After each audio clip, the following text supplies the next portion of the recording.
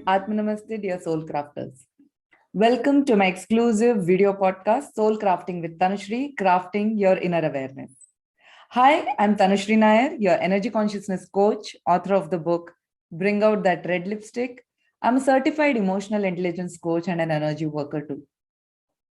My mission is to create awareness in individuals, leaders, and entrepreneurs to manifest their innate energy balance for success and leadership through my inner Shakti blueprint for an empathetic world. We are in a new episode with a new guest, Carol Ward, who's joining us all the way from Canada in season 2 of the Conscious Feminine Energy Leadership series. This is a quote I heard somewhere which says, true leaders don't create followers, they create more leaders. And it resonates with me so much. This podcast is for all those people who are in the daily grind of life, who need a hand to learn self-mastery of their thoughts, emotions, and inner self, and move to the next step of achieving the purpose of life. So join me as I share, discuss, and ruminate how to carve out that heroine's journey with my esteemed guests to maximize your inner potential and to bring out your inner divine Shakti leader. This channel is for all those who are seeking an inside out transformation.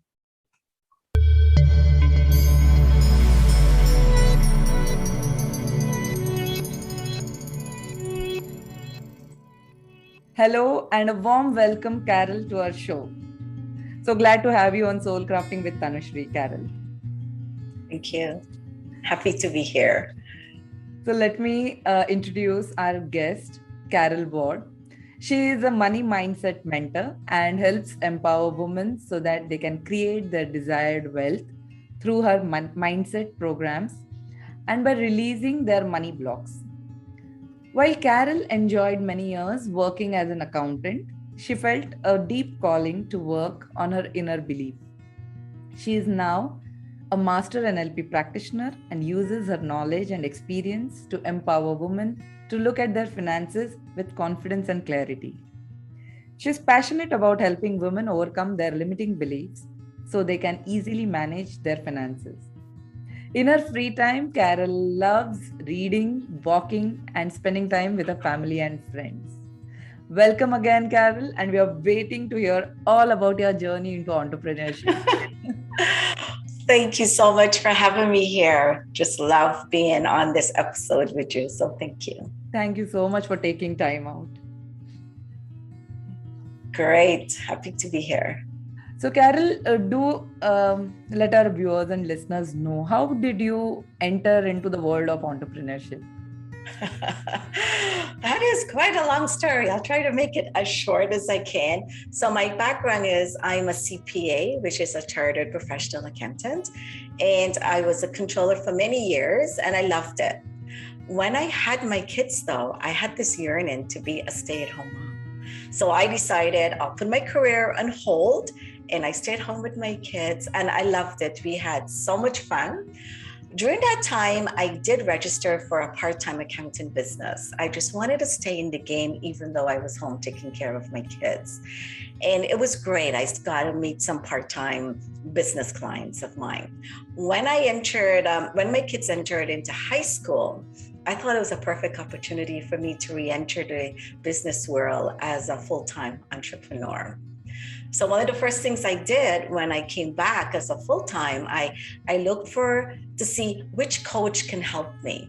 And it quickly came to my notice that maybe a marketing coach, because a marketing coach will direct me where to go to network and will help me identify my clients, who are my clients and so forth. So I got myself a marketing coach. And she directed me to a lot of networking activities, which was great. I ended up meeting a lot of nice people. I made some really good friends. My business took off.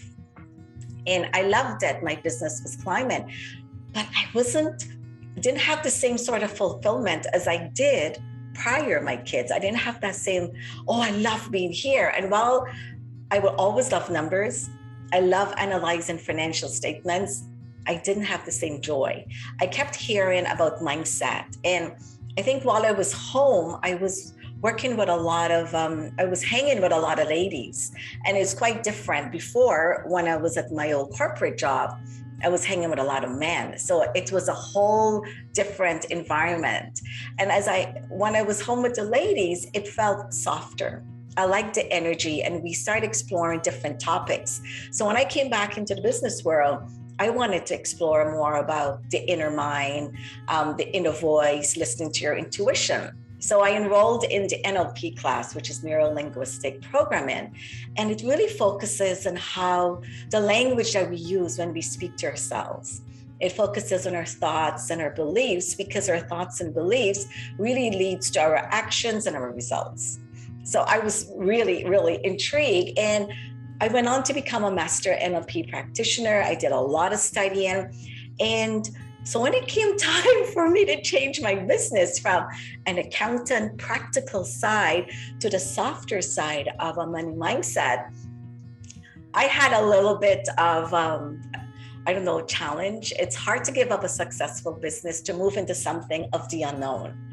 But I dived in and I did it. And I'm really glad I did, because I get a different sort of joy when I'm working with my current clients, because I'm still giving them advice on the accounting, but I'm no longer doing the accounting. But I can tell them, this is how you need to manage your cash flow.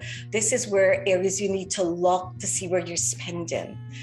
And I still advise them on that, but I'm able to work with them on the money blocks and the money beliefs. And that's the part that I find really intriguing, because maybe after, I don't know what it is, but my inner voice, I'm listening more and more to my inner voice. I had no choice. It kept saying, here I am, here I am. And so listening to my inner voice and helping my clients is where my joy is right now.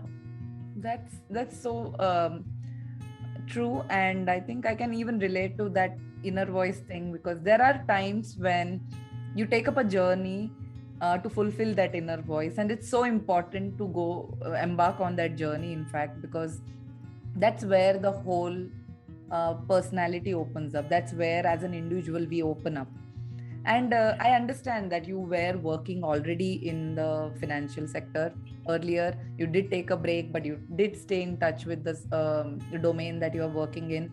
But still, when you moved into entrepreneurship, you did feel that flutter in your heart, and that butterflies in the tummy, and you feel that that's a big change, moving from a secure income to something that you don't know yet, when, where, how it will happen for us. But just following that inner voice is so important, and you embarked on this journey still.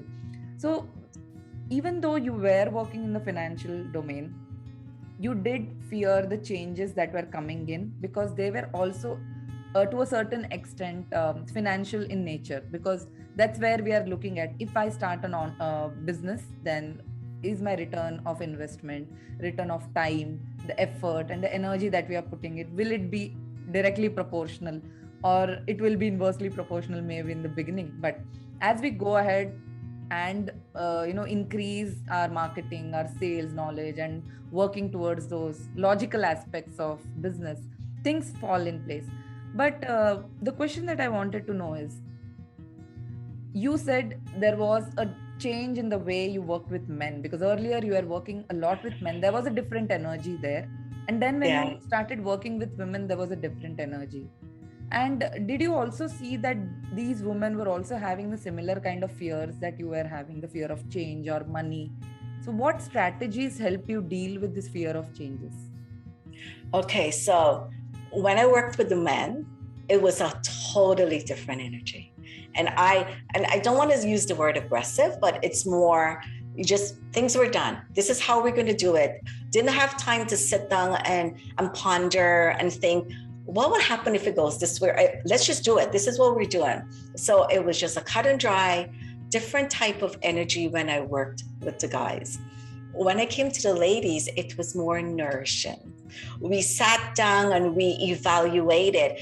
And somehow though, when we're evaluating, while it is really great and it's powerful that you look at all the different concepts, sometimes it could be procrastination.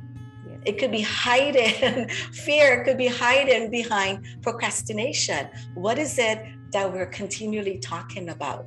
So I found the energy when I was working with women quite different from men. I find, especially when it comes to finances, I think all across the world, women were taught, let's leave the finances to the men. The men will take care of it. Right. And so as we grew up, we just thought, okay, we will get married, we will go to work and give our money to the husbands, and they will take care. They will pay the bills, they will invest and see if we have enough to purchase a house. And if we need to do any investing in stocks and stuff, let's leave it to the husband.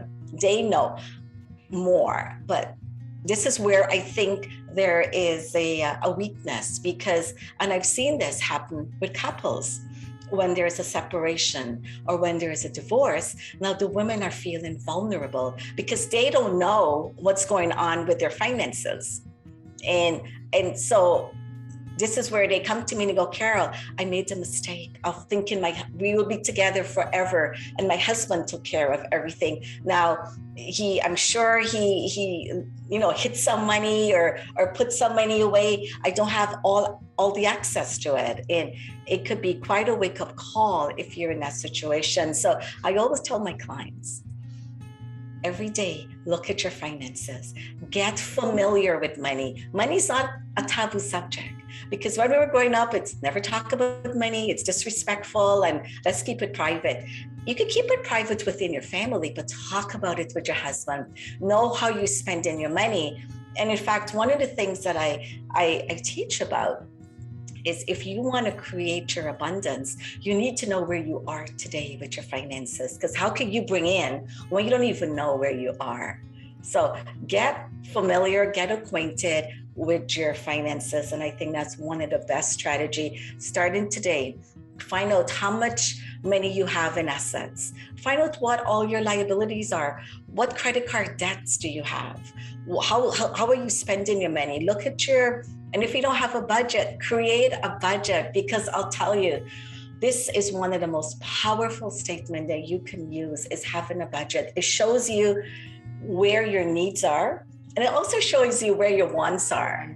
Yes. Right? And many times the wants overplay the needs. We spend, okay, I just got to get this and this done, but I really want to buy those fancy shoes because my friend has those fancy shoes, or that purse, or that outfit.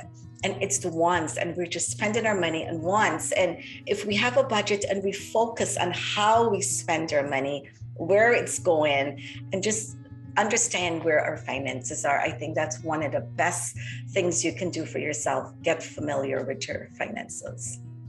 It's so rightly said, getting familiar, because I think that, like you also mentioned, that we have been traditionally taught not to worry about money. It's the male domain or the men's domain to take care of and running the house, basically. So I think, yes, the fear of changing that and trying to take a leap into understanding where your finances are right now, and understanding that it's not so difficult to really know numbers. It's just you have to become friends with them. It's so true. Yes. And just taking that first step and looking at your financial statements, or you know what a first step is? When the credit bill comes in the mail, don't put it under all the other mails. Don't hide it. Just go, you know what? I'm going to take a deep breath, and I'm just going to open this thing, or whatever it is. Yes. And deal with it from that. Just face it. Right.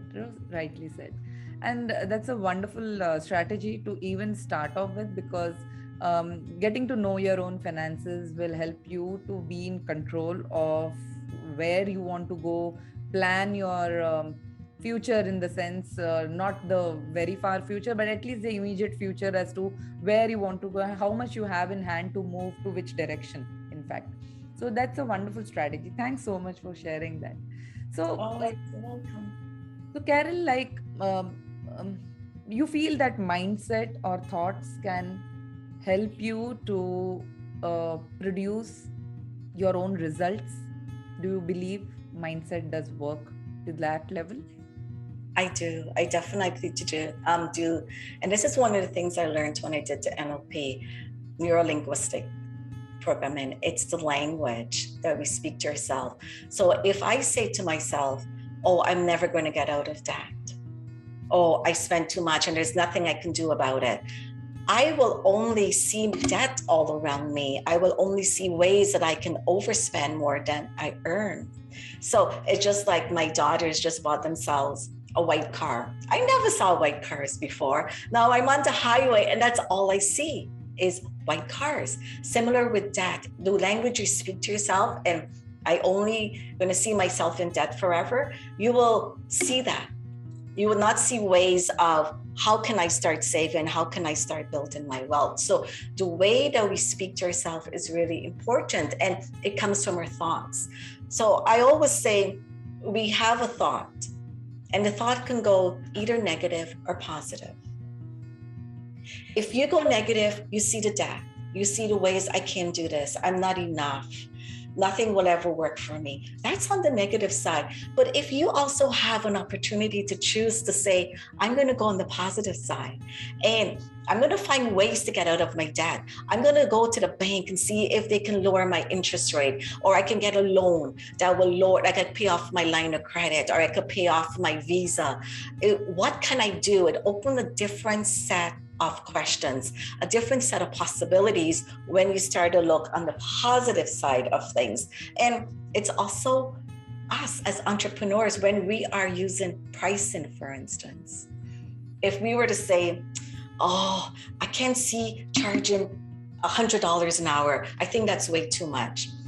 Right there and then, you are seeing lack in yourself, and you're also seeing lack in your client. And what are you teaching your client? That when they go out with their clients, they're going to use the same sort of thinking with their clients. So see, I mean, with us, it's not the per hour or the daily rate. It's how much experience are we bringing? How much knowledge and education are we bringing to these sessions? And that's when we're looking at our pricing. That's what we need to base our pricing on. What value are we sharing with our customers? So going on the positive side and look, watching the way you speak to your customers. Like say, for instance, send invoices outstanding. And yes, I always come back to the practical side of accounting because it goes hand in hand. As entrepreneurs, we have friends that we do business with. And we may find, oh, that customer friend owes me $500. How do I go about asking for my $500? And instead of saying, oh, I'm so sorry, but you know what? You have $500. When are you going to pay it? That seems so disempowering. Right. The language that you're using, come off as a business person, go, hey, you know, the $500, are you able to pay it now? Or would you like to put it on a payment plan and do it in 2 or 3 installments? That comes over more empowering for you and for your client. Yes. So the language that we speak leads to our attitude, how we present ourselves, the actions that we take, and the results that we get. So I can talk all day long about thoughts and how it brings about the results that we actually have in our lives, and to just start using it today. Yes, I strongly agree with this. And like you mentioned, I can speak all day about this because I think as an energy consciousness coach also, I realized that our thoughts have frequency. They have a certain vibration. And the kind of frequency that you're generating, if it's a lower frequency, like you mentioned, it's disempowering. It's not helping us. And like attracts like. So the lower vibration is going to, attract the lower vibration again. And we are going to get people or clients with the same set of mentality. Oh, you are too expensive. Oh, I can't pay that much. It's too much. And I think that's a very good share about how your thoughts, your mindset, getting it aligned to a right direction. Because if you are going to ask for a certain amount of fees, you are definitely going to add value. It's not without adding value that you're going to ask. So why the shame behind asking that kind of charging that kind of money, or why to have that kind of a feeling as if whether they will pay me or not? It's up to them. It's a choice for them, not a choice to make for us that whether they will pay or not. So fantastic. Thanks so much for bringing that focus on mindset, because definitely mindset is something that each and every one of us has to work to get from level 0 to level 1 to level 2. And to achieve this now, Carol, my next question is, how do we achieve this? Do you have any strategies on goal setting to, work on this? Oh, definitely. I love goal settings. And I have a Facebook group. And in my Facebook book, every Monday morning, I talk about goals and how important goals are. If we keep repeating our goals, we see them. And as we see them, it becomes part of who we are. And so when opportunities come up, because we're repeatedly talking about our goals and we're envisioning our goals, we see the opportunities when they come up. Now, having the goals can also help with like your mindset. Say, for instance, if I constantly see that my course is coming up in November, and I really want to do my best with my course. I want to help my customers with my course. I want their outcome to be valuable and helpful for them so they can carry on and build their abundance. That is my goal. I keep seeing every day. I keep writing it down. I keep seeing it. And as I do that, more ideas are popping into my head. How can I add value? How can I add value? What next can I do? What strategy can I add? So definitely, I do believe writing down your goals are really important. But here's the thing, and for me, this is the secret sauce. You could write down goals all day long, all year long. It's the feeling, as you said, it's the vibration. If you are saying, I'm going to be a millionaire, and you're just saying the words like a parrot, I'm going to be a millionaire, I'm going to be a millionaire, but you have some doubt that you can even be a billionaire, it's not going to happen, because the universe is listening to your vibration, it's listening to your thoughts, your feelings about the words that you're saying. And that is, for me, it's a secret sauce. So have the emotion behind your goals. Set the goals, but have the emotion. That's one of my strategies. And as I mentioned before, keep on top of your cash flow. The cash flow, knowing where your money is, it will build your confidence. And that confidence will give you more confidence to go out and start expanding your business, because our goal as entrepreneurs, twofold, is to increase our wealth and help ourselves, but also to help others. Absolutely. And the only way we can help ourselves is if we know where our cash lies today, how to invest it, so that we can start living the life we want, and also to help others, like donations and so forth. So keep track of that, keep track of your goals, pay attention to how you speak to yourself, the language do you use. And one thing that I love and I'm so grateful for, I love my gratitude journal. Having that gratitude journal puts me in the right mindset. So instead of me saying, oh, I didn't talk to 2 people today, I instead will write, I am so grateful I had the opportunity to talk to this and this person, and tomorrow I'm looking forward to talking to the other 2 people. Yes. So it's reframing things in such a way that it has a positive, uplifting effect on you. So beautifully put together. And generally goal setting is like this 3-month, 6-month, 1 year kind of a goal setting process that we usually do. And some of them do get results out of it and some do not. And what you mentioned so rightly, that having that emotion behind, having that right emotion, because if you're not connected to that goal, even if you repeat it like a parrot the whole day, it's not going to work out. Definitely it's not. That's a good perspective towards goal setting. And yes, understanding where we want to go and being grateful about every small thing that is coming at every step of life also adds a lot of blessings to our path. Yes. Thank you so much. So we all have successes and setbacks, and like while you are while you were sharing about how you got into entrepreneurship, how you changed your mindset and thoughts towards what you wanted to manifest, would you like to share any prominent episode of your success? And along with success, there is the flip side of the coin that is called as a setback. So it goes hand in hand, and it works really well, because only when the setback comes, the success looks all the more sweeter. So I'd like you to share one prominent episode of your success in your life, and one prominent setback that changed the course for you? Success, I will go back to when I was an accountant because it started there and it evolved throughout my life. I have always been one of those people, very consistent and persistent. I ask a lot of questions. And when I first started to work, I wanted to learn everything that I can and move up as quickly as I possibly can. So I was always very helpful. So for me, it's always learning and giving and learning as much as you can.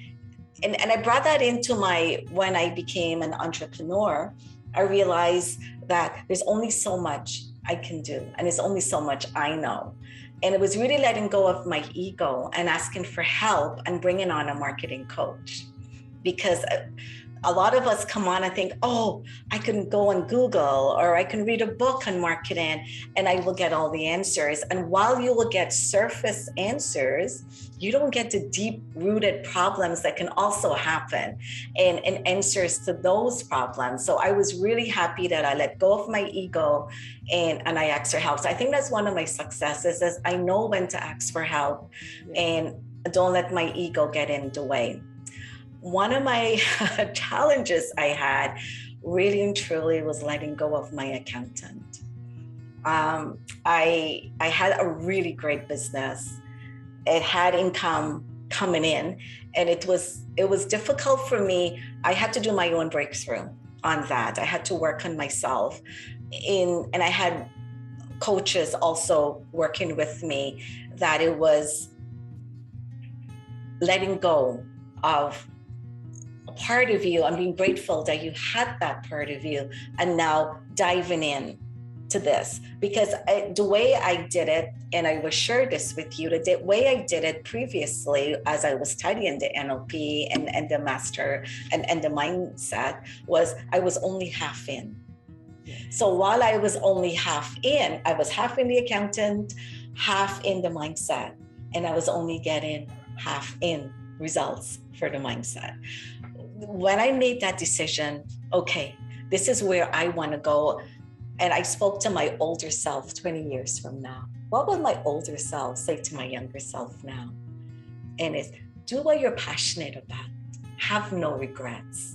So I just dived in and I am using that mindset that I got to get my business up and running. I will do everything I can to make this business as successful as my accounting business was. So that's where I had a breakthrough and I worked through it.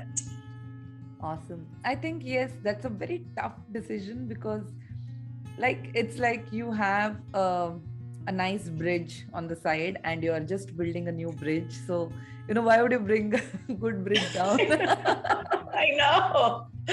That was my thoughts too, but I realized I had to let it go if I wanted to focus on my new direction. Yes, I think that's true. When you know that you don't have a fallback, you will motor on here much more faster than you would do otherwise. Otherwise, we always have excuses. Yes, I don't need it so urgently. I don't need it so immediately. So it's okay. I can do it. And that's a fine thing that you said about, that role playing in your head, that what would a 20-year-old, 20 years ahead, what would that self talk to you and say? That's a wonderful thing to, introspect and bring that thought process of how to go ahead rather than getting stuck in the same place and moving in circles. So I think that's wonderful. So I see you have a lot of energy and, I love this. You have that cheerful demeanor and you have this energy around you. So this is a question towards that. What I've come to realize this personally for myself also, that to maintain your energy, your flow, your effectiveness, you have to have a personal self-care routine, something that nourishes us. And like you mentioned that while you came in the company of women leaders or entrepreneurs, you felt that they were more nurturing, they were more calmer, there was a softness, there was a receptivity in that area, in that space. So as an entrepreneur or a coach yourself, what is your typical morning or night ritual like? How do you take care of yourself? That's my time. Your Oh, that is place. my time because for me, when I wake up, first thing, I must have my coffee before I could do anything. Is my coffee. But for me, meditation is really powerful because that's time I get to spend with myself and just listen to whatever. And sometimes meditation I do quietly, but for me also, I find when I'm in the shower, water is really powerful for me. And when I'm in the shower, I get so many downloads. My only thing is when I come out, I have to remember what it was that I was given. But that's where a lot of my downloads appear to me, and that's where I receive it. Another place was that I do a lot of journaling, a lot of writing. And in fact, right now, I'm a co-author for a book project, Uncover Your Light, where I'm sharing my story. And as I was writing that story, part of it, I said to the girl who's leading it, Lisa Pinnock, Yes. I said to her, oh, when I first sat down to write my story, I froze. And I know what I had to write. I just didn't know how to get it from my head to paper. I didn't know if I wanted to share it. But then as I started to share it and I got it out on paper, I realized how cleansing, how healing it was. Getting it out, it was no longer this little secret that I had inside of me. It was something that I was willing to share. Once again, it's letting go of the ego and just saying, and being vulnerable and showing up authentically and saying, this is who I am. I'm showing up in my vulnerable and in my strengths. And this is who I am. So journaling for me is really powerful. This is where I share my emotions. And I love to read. And this is why I thought as a reader, oh yeah, it'll be no problem for me to start to write. But that's not the case. When you're sharing your inner story, it's a little bit different. So I love to read as well. And one thing I do, I'm always about listening to podcasts, money mindsets, but not just about money, about all different parts. I love listening to podcasts and interviews. I see yours coming up as well. And it's just, if I'm on and I see it comes up, I will listen to it as I do my work. So I think these are always, and I call it self-growth. This is always ways that we can continue to nourish ourselves. And bear in mind that in this world that we live in, technology changes things so quickly. Like right now, I am doing IGTV series. 2 months ago, I never thought I was going to do that.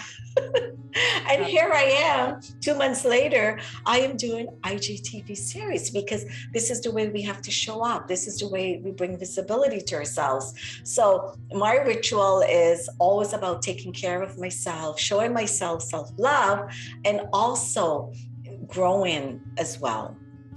So those are some of the things. And at nighttime, one thing that I love to do right before I go to bed, I have to read from my Kindle. That is, yeah, I love reading from my Kindle. At the last moment of your sleep is what you manifest. It's like, programming or reprogramming or resetting your entire mindset from that perspective. And it's easiest way to do is to do it before sleeping, I think.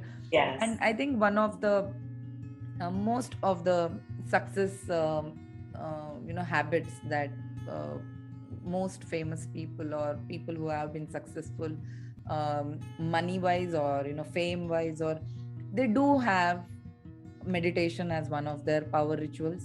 They do have gratitude journal or journaling or writing down as one of their power rituals, and reading. I think you have mentioned all three, which is really they are power rituals in their own way. And definitely I think you would be inspired by somebody or something that you have read, because since you mentioned you love to read, so please do share your favorite quote that inspires you. It might be your own quote or a quote which you must have read, seen, heard, maybe a movie, anything. This is my quote, and I'm sincerely hoping I didn't hear it from anywhere else as I wrote this quote. I believe that we create our own journey one thought at a time. Beautiful. And because I'm so passionate about having the right thoughts that will lead us to our end results, it's really and truly creating or starting the journey and ending the journey with our thoughts. Beautiful. It's so true. Yes, every thought counts. So, nothing is a waste. Everything needs to be carefully crafted in our head before we actually step out. And thoughts become actions. So, that's a wonderful quote. Thanks so much for sharing with us, Carol. And since you have been giving us so many strategies on thoughts, on mindset, and since you come from a financial domain, you work as a money mindset coach, would you like to share a tip or advice with our followers on how to manage your cash flow? Oh yes, I would love to. Start with a budget first of all. Because if you have a budget, it will highlight the areas where your money is going. And yes, there are some fixed areas, like if you have to pay rent or you have to pay mortgage or insurance, or those are all things that are bills that you cannot play around with. But let's look at the variable expenses that you have, such as grocery shopping. Right? And this is a big one because when you go grocery shopping and you have that lovely credit card with you, you might be tempted to buy things that you want. Oh, look, a new biscuit came out. I want to see what it tastes like. So it goes into your cart. Whereas if you go to your grocery store with cash, you only have a limited amount of cash to spend because you don't want to get to the cashier and not have enough money, because you may feel a little bit embarrassed about that. So as you are shopping and you have cash, you're mentally adding in your head, I can only get this, this, and this. And this is where you bypass all those things that are on sale. Because for me, if I see things on sale, that used to be my weakness. I go, oh, look, it's on sale. Let me buy 3 or 4 of that so I can store it for when I need it. But just for every moment, just buy what you need. And just whatever cash you have, and you will see as you start to pay close attention to your cash flow, watch where you're spending your money, highlight any areas where you can start saving. If you're going to the gym, for instance, and it's costing you $50, $60 a month, is that something you can do at home with a home program? Right? If you like me, before COVID hit, I didn't even realize it because Tim Hortons is like 5 minutes away from my house. Every time I left my house, it was ingrained within me. It was an unconscious habit. Oh, I got to go into Tim Hortons and get my coffee before I go to my networking event. And that's $3, $4, depending on whatever you buy. If you do that a few times a day, say I spend $12 a day and it's 5 days, that's $60 a week I am spending just on coffee. So look for ways that you can cut down on your spending. You don't have to give it all up. I can still have it a couple days or 1 day a week. Still reward yourself, because in this world that we live in, it's not all about saving. It's also about rewarding ourselves and appreciating what we have. So 1 or 2 days of going to have my coffee is fine, but still be really diligent about where you're spending your money. And and I see this with ladies shopping as well. They go shopping together, and one might be able to afford that $500 dress, and the other one could afford a $300 dress. But because they're shopping with that lady with a $500 dress, they are tempted to try it on. And the moment they try it on, they fall in love with it. They have to have it. It goes on the credit card. That's a debt that they did not account for. And that's how easy it can build, just by everyday habits, by having the extra coffee or going shopping and buy the extra things that we don't need. And then it gets bigger and bigger and bigger, but it starts with the little things. So I would say having a budget will keep you in line to say, you only have $300 that you can spend on your groceries. And that's it. And you can go to coffee and have your coffee maybe $20 a week or 20 or whatever, but give yourself boundaries within your spending, because if you don't have that boundaries, you will have no idea of how much you can spend and not spend. So the first thing is have a budget. And as you go to spend, compare it to see where the differences are, and then start saving that money. Another thing I will say with your cash flow is Look what happened with COVID-19. A lot of us were put on the spot and did not have emergency money to fall back on. So you don't want to put yourself in that vulnerable situation. Always have emergency money that you can fall back on. And by that, I mean cash. You may have it, but it could be invested elsewhere and you may not have easy access to it. So always have, even though you're invested, always have easy access to cash in case something happens. And I think those are just a few things that you can start right away looking at. And entrepreneurs, I don't know, like when I get my money in, I put aside my taxes right away. I have my tax account and I put it in my tax account because I have to send that money to the taxes. It's not all mine. Part of it is mine to use and part of it is money that I have to submit to the taxes. And this is where as entrepreneurs, we fall into this trap because we get that whole $100 and we think, yay, I've got $100, let me go spend it out. But for us, we pay our taxes in April. Come April, how are we going to pay that money to the government if we don't have it? So put aside the money that you owe for taxes. So just start allocating where the money is going to, where it's owed to. And if you have any debt, one thing I always say to my customers, look at your debt.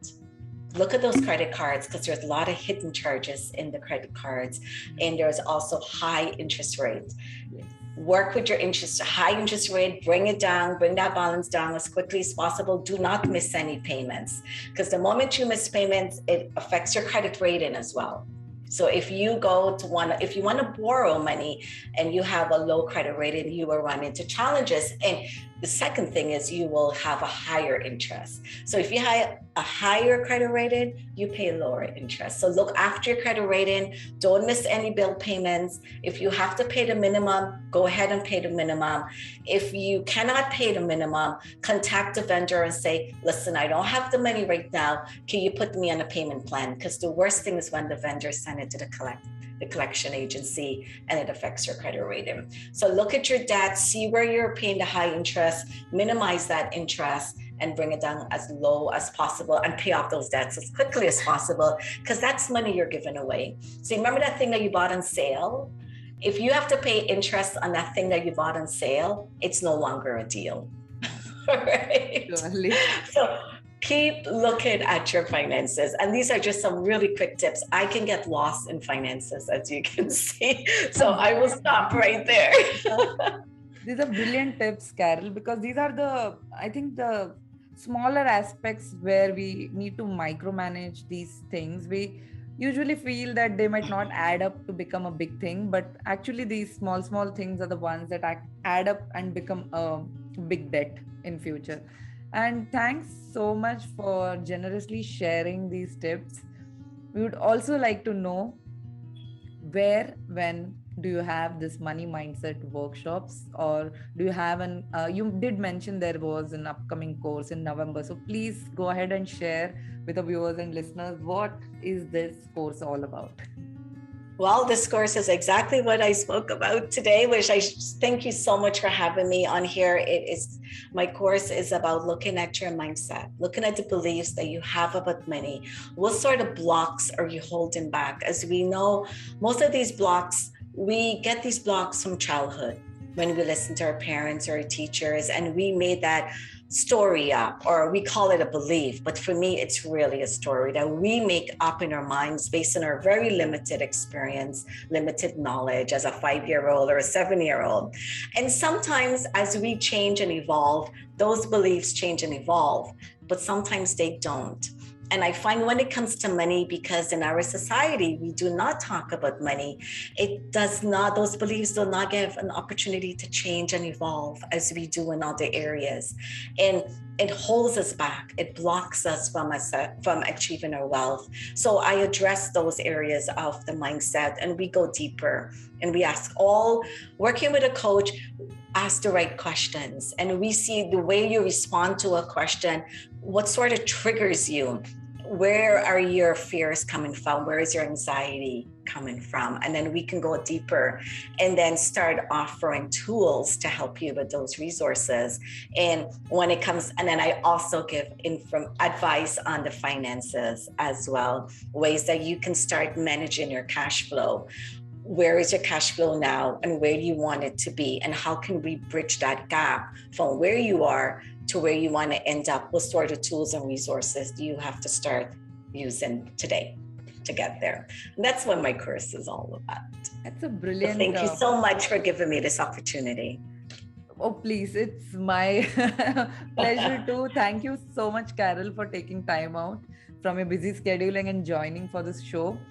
I really wish that you have a great turnout for your course. And yes, viewers and listeners, one of the things that we have to understand is some mindsets they come like by birth, maybe, or by default because of the social conditioning that we are in. And some mindsets needs to be developed. And these are some of the mindset that we have to develop to have a healthy outlook towards life. I will be putting up the links to Carol's online presence and her course in the description below. Do check out and do definitely try out her workshop, because I know Carol is a fantastic coach, and before being a coach, she's a fantastic human being, a very warm and very sweet person. Thank you so much for joining in, Carol, and I wish you, your business, your workshops, higher success. Oh, great. Thank you so much. This has been amazing being here with you. Thank you. Thank you so much. So, dear listeners and viewers, the links to Carol's online business presence is in the description below. With this, we come to an end to today's episode of Soul Crafting with Tanushree, Season 2, the Conscious Energy Leadership Series. Thank you so much.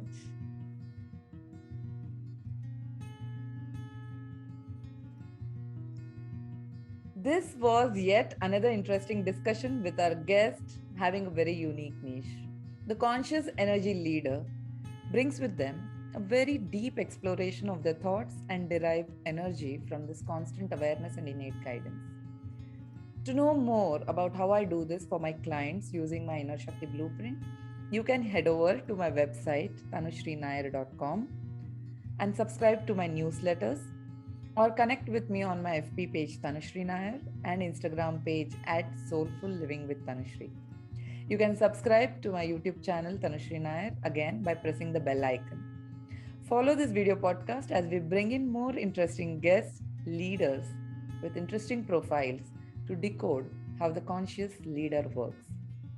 Thank you for joining me on today's episode, and until we meet again, stay safe, stay aware, stay inspired. You're all loved. Peace, love and light. Tanushree signing off.